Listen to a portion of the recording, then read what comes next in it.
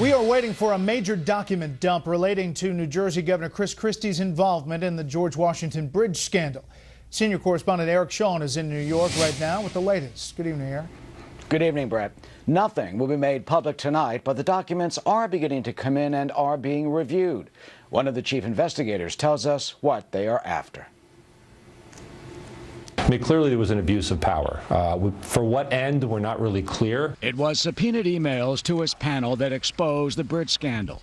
Now, there will be much more.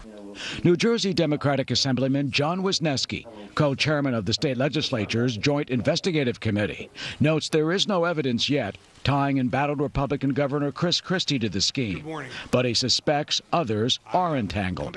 We know that there was an effort to try to conceal it and come up with a cover story. We have a suspicion as to who some of those folks are that were involved in it. There may be others, and we still need to drill into the facts here. The new documents come as the Christie administration hit back hard at former political ally, Port Authority official David Wildstein, whose lawyer claims evidence exists that the governor knew about the closings and is lying about it. In its scathing email response denying that, Christie's office said this in part about Wildstein, whom Christie has known since high school. Quote, as a 16-year-old kid, he sued over a local school board election. Bottom line, David Wildstein would do and say anything to save David Wildstein.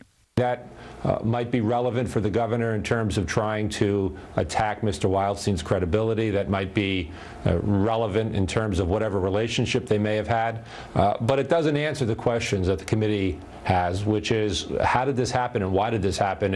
And quite frankly, what happened when somebody was 16 years old is not relevant to what happened on the George Washington Bridge in September of 2013. At a Super Bowl event yesterday, Governor Christie was booed, but he will appear at the CPAC convention, the annual gathering of conservative activists in Washington, D.C., next month. Ironically, his appearance there could come just as the public hearings on the bridge scandal also start in Trenton. Brett? Eric, thank you. Still